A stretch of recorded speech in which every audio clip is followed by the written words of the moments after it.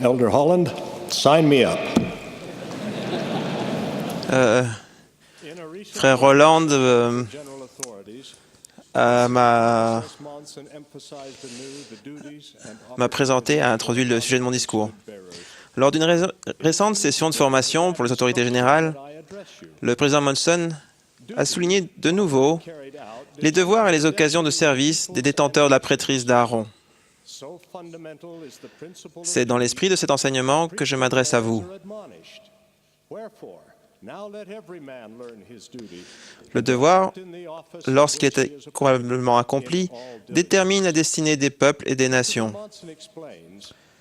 Ce principe du devoir est si fondamental qu'il est recommandé aux détenteurs de la prêtrise. C'est pourquoi que chaque homme s'instruise de son devoir et apprenne à remplir l'office auquel il est désigné, et ce, en toute diligence. Le président Monson explique, l'appel du devoir peut se produire discrètement dans l'exécution des tâches que nous recevons comme détenteurs de la prêtrise. Votre premier devoir à tous est d'apprendre la volonté du Seigneur, puis, par le pouvoir et la force de votre sainte prêtrise, de magnifier votre appel en présence de vos semblables, afin qu'ils vous suivent de bon cœur.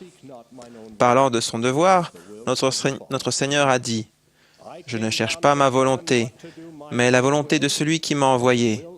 Je suis descendu du ciel pour faire non ma volonté, mais la volonté de celui qui m'a envoyé. » Parce que Jésus-Christ a accompli son devoir, tout le genre humain peut être sauvé en obéissant aux lois et aux ordonnances de l'Évangile. Frères, c'est le principe que nous devons suivre.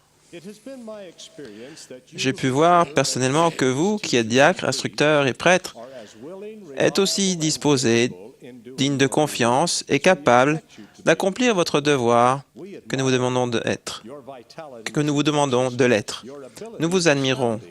Votre vitalité est contagieuse, vos capacités extraordinaires, votre compagnie vivifiante.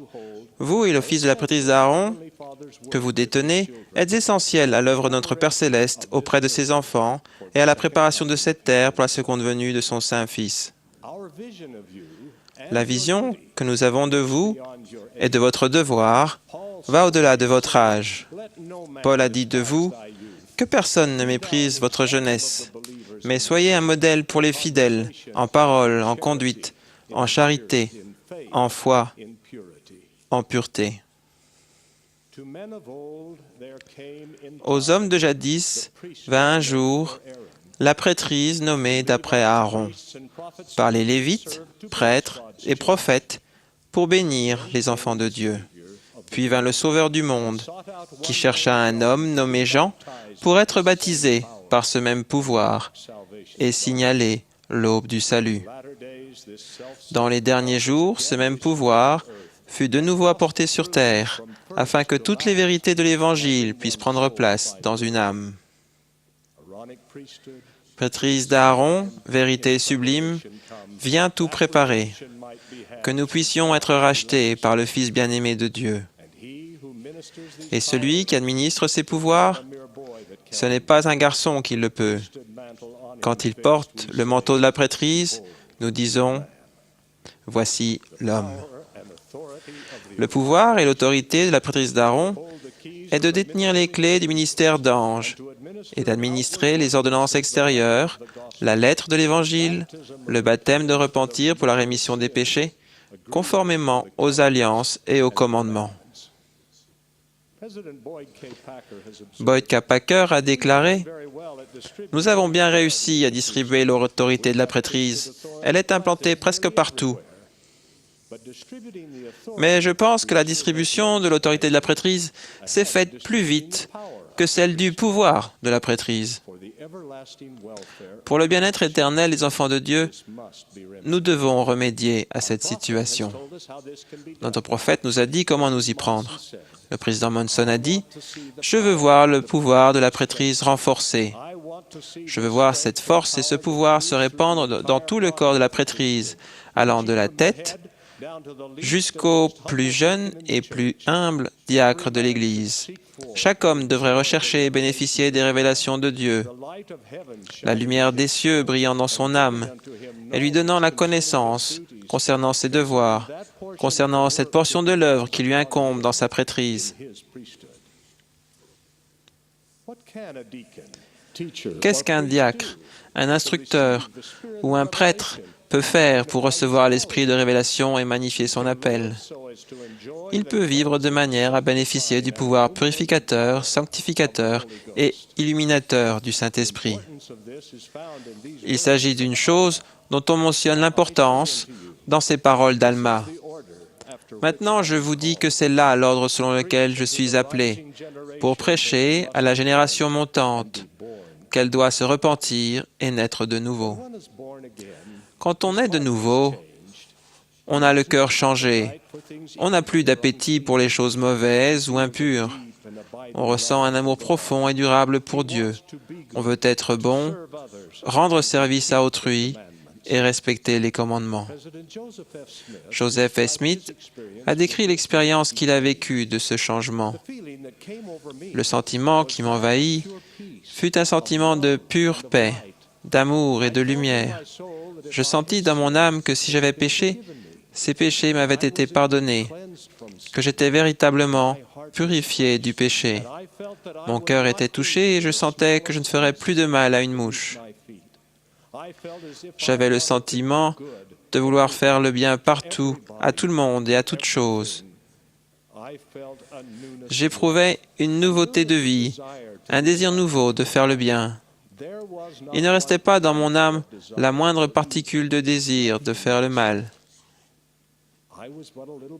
Je n'étais qu'un petit garçon, il est vrai, mais telle fut l'influence qui reposa sur moi, et je sais qu'elle venait de Dieu, et qu'elle fut et a toujours été le témoignage vivant pour moi que j'avais accepté le Seigneur. C'est pourquoi nous vous invitons, merveilleux jeunes frères, à vous efforcer diligemment de naître de nouveau. Priez pour que ce changement profond se produise dans votre vie. Étudiez les Écritures.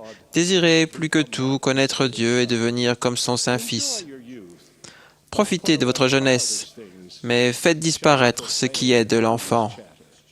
Évitez les discours insensés et profanes. Fuyez tout mal. Évitez les disputes. Repentez-vous lorsque c'est nécessaire. Cela vous aidera à vous hisser au niveau de la stature noble de votre condition d'homme. Vous posséderez les qualités du courage, de la loyauté, de l'humilité, de la foi et de la bonté. Vos amis vous admireront. Vos parents vous féliciteront. Les frères de la prêtrise compteront sur vous. Et les jeunes filles vous adoreront et deviendront encore meilleures grâce à vous. Dieu vous honorera et dotera votre service dans la prêtrise de pouvoir d'en haut. Nous autres, nous ferons notre part. Nous, les parents et les grands-parents, nous vous préparerons à œuvrer plus vaillamment dans le royaume de Dieu. Nous, vos frères, nous serons des exemples à suivre. Nous augmenterons la force de vos collèges.